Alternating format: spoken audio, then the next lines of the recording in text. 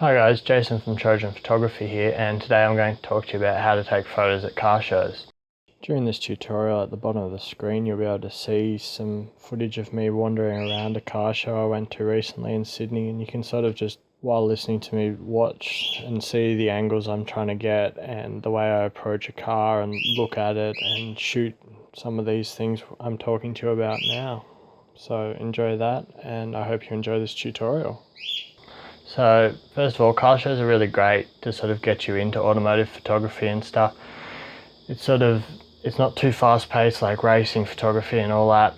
You sort of get your bearings about it, you learn the camera settings a bit more, you learn what your lenses can do for it, what lenses you like best and how they work to their best potential and stuff. And obviously the cars are static, so you get that time to compose and get set and try and get that best shot.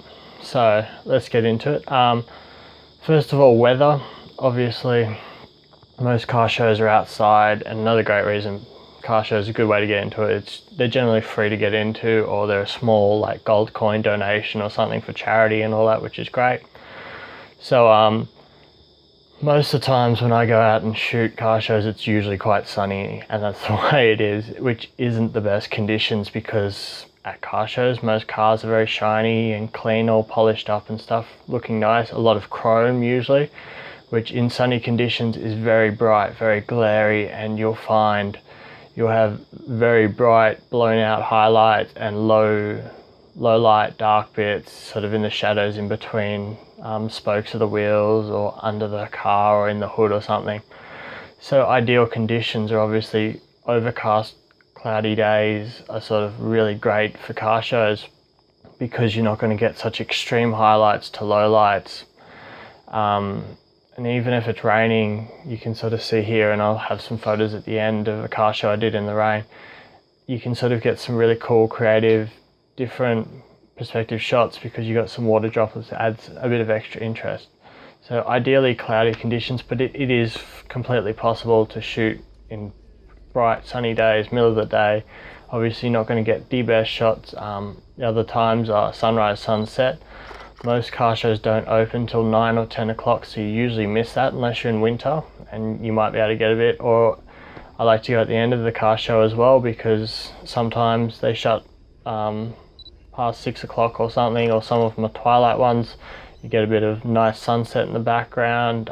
You'll get that nice soft even light, nice glow in the light quality, so it's a bit more even on the car, not as harsh, and there's generally not as many people, which is obviously a tough thing.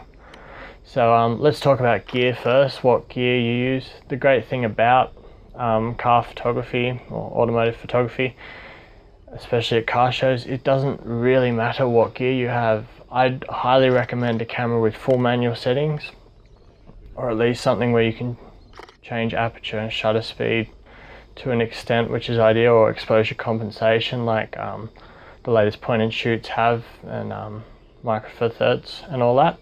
So I just use my Canon 550D or T2i from America. It's just the base, it's a beginner camera from Canon, but it works fine, there's not an issue. Lenses, I like to go with at least 2 lenses. I always carry more lenses than I need, but a wide angle is definitely a must. A lot of people love a fisheye. I don't shoot that much with a fisheye. I'm going to try and get a bit more into that, but 16-35 I like to use. When I first got into it, I just used the kit lens, 18-55 kit lens the camera came with, and it works perfectly. That's not an issue. I also like to use a telephoto lens. So you'll find, and we'll talk about this a little bit later on, at car shows it is quite crowded. There are a lot of people, there's a lot of reflections off these shiny cars, and there's usually cars are really close to each other, so you can't just isolate a car like a proper like professional photo shoot with a car in an area or something. So I find a telephoto lens is great, because at car shows you'll want to get more of the detail shots, and I'll talk about this a bit later, but yeah, detail shots are really what I like to get, and what I find some of the best photos you can get out of a car show are.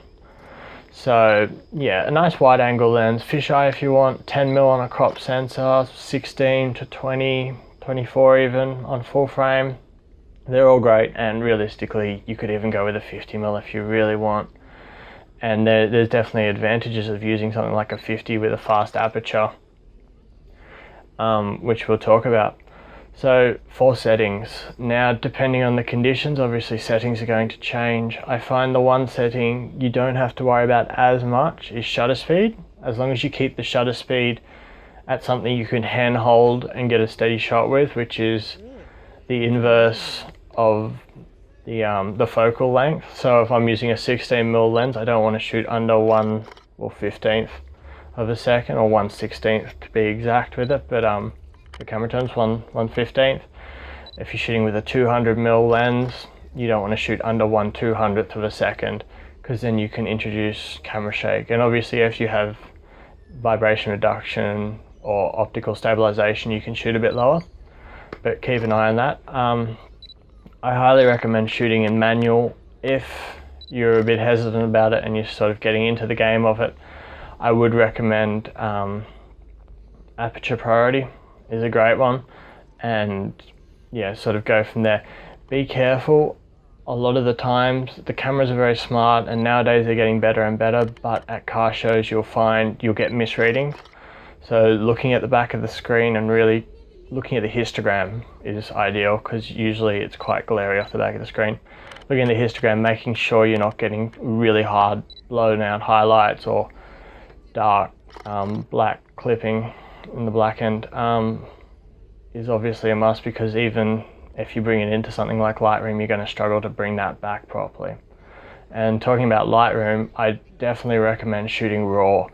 You'll find, unless you're wanting to go there with a tripod and shooting multiple exposures and putting it into HDR, which I'm not a big fan of, you will find you'll have to bring those highlights down. You'll have to boost up the shadows so you can actually see some of the detail in the shadows, which is a huge thing. In between spokes, near exhausts, in the wheels, wheel arches, under the hood, a lot of those will go out to the black clipping side of it, and you won't be able to recover it fully, especially if you shoot JPEG.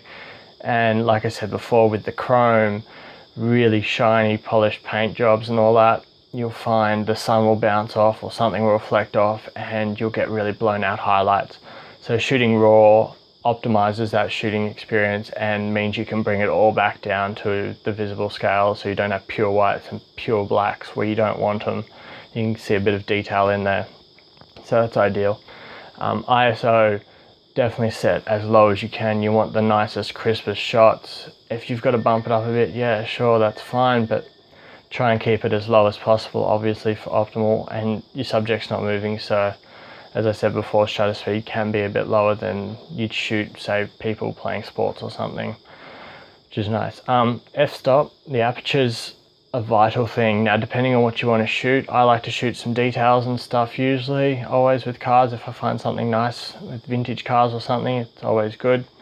Then you open that aperture up nice and wide, so you get one little thing in detail and you can blow out that background. And blowing out the background is really good at car shows, because you'll find there's lots of people moving past, behind the car, in front of the car, beside the car, which reflects. And you want to eliminate that. So if you're shooting something and there are people on the other side of the windscreen at the back of the car, if you have a nice wide aperture, it'll blow it out. So with the 16-35, I usually shoot at 2.8, nice crisp shots at that.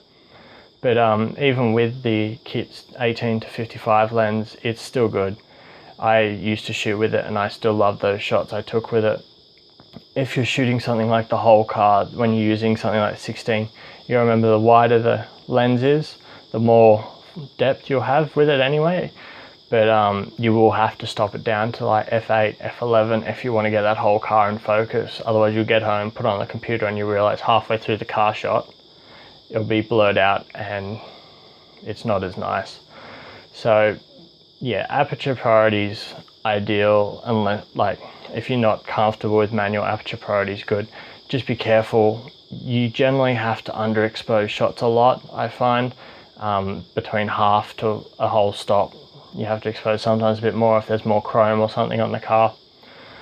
or if the background's in the sunlight, and from there. So really be careful about the exposure. Check the histograms and ideally manual exposure, and you'll find exposure changes a lot if you're shooting a black car to a white car, or a yellow car to a dark blue car. Like dark and light color cars change the exposure so much, you've really got to check the histograms, otherwise you might get home and instead of having a dark blue car, you'll have a pitch black car in your shot, which isn't good for what you want to do. So just some quick tips and hints about like how to go about it. Obviously car shows, these are people who love their cars and really put all their effort into it. Be really careful walking around, be happy, like talk to people, be friendly. It's great to talk to people, get to know the history of the car, and they might show you some detail or something they're really proud of, which might present itself for an amazing opportunity of a shot, and you might get that one amazing shot you might not have seen. So talk to people, get to know the car or something, and you might find that. I find when I go to shows, some cars I don't like as much, and then when I find a car I really like, I sort of walk around it. You walk around it first, sort of check out the details and check out what the best angle to shoot from is. But when you're walking around the cars, be very careful. If you're going with a lot of kit, which I usually do, and I always have a backpack on, be careful when you're walking between cars because they're usually quite close. Make sure your backpack's not going to rub against something. Make sure you don't rub against something. If you're getting really close and into the photography, make sure you don't rub up against a car or something. Like it's just not nice. Be respectful to the cars, be respectful to the owners of the cars, and just be very careful when shooting. So when it comes to shooting, as I said, like a wide angle lens is the typical lens for it. Don't shoot at eye level, don't stand there upright and just snap away. Get low, get nice perspective, get it on a corner angle so you really exaggerate it. If something's got nice curves, get in close with a wide angle lens and you'll exaggerate those curves. Getting low is a great one. I found also getting up high, if you've got a fisheye lens or like a 10mm, and put the camera above your head, shoot down at it, take a couple of shots, it's alright. And you can get some cool perspectives, and that's what really sticks out to people. And you'll find you get a bigger reaction off that because everyone's walking around the car shows looking at the cars at eye level. But if you're snapping it from lower down, they don't see those angles, they don't see that.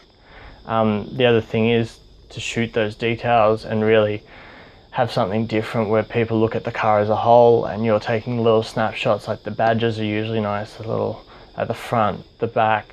Don't forget to shoot the back of the car. Most people shoot the front, the hood, the sides. The back end where the bonnet is and stuff has some nice details. Sometimes the exhaust pipes are sometimes really cool, or the handles, or the interiors like the dials or the handles on the inside or something. Look for those little details that you don't usually see, and it's a lot more common in vintage cars, which are really nice and they've got these beautiful thought out details. So really look for the details and stuff. And lastly, I guess, be careful of reflections.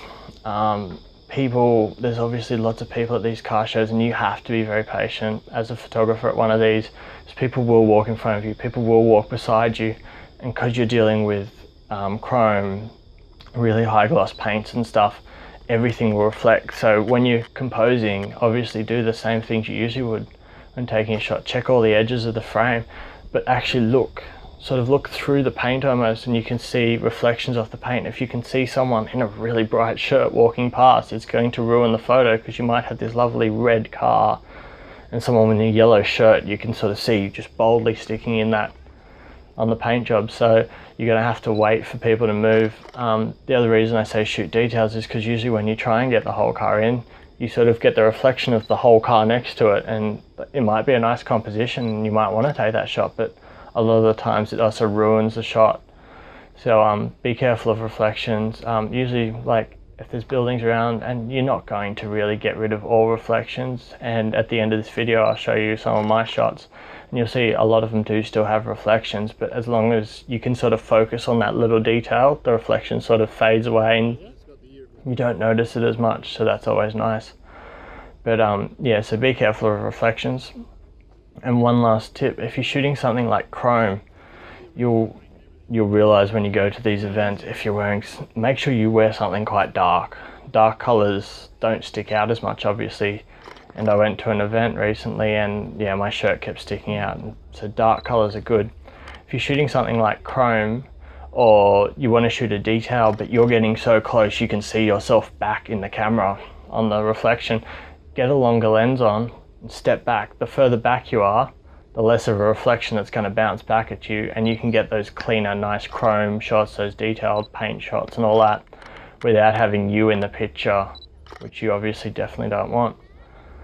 So there's a couple hints, tips. Manual exposures, always the best I found. Otherwise, aperture priority with a bit of exposure compensation will work. Check your histograms, shoot raw, because then you can bring back those highlights and low lights that have blown off the histogram.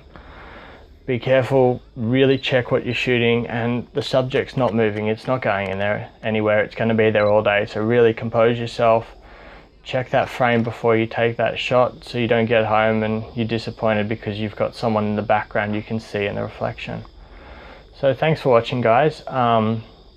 I'm going to put up a little slideshow at the end of this video with a couple of my car shots. If you have any questions, please comment down below. You can also check me out on Facebook.com/Trojan Photography. I'll have the link description below. Please subscribe to this channel, it really helps. It's always nice to see new subscribers and stuff. And get out there and start shooting some cars. Thanks, guys.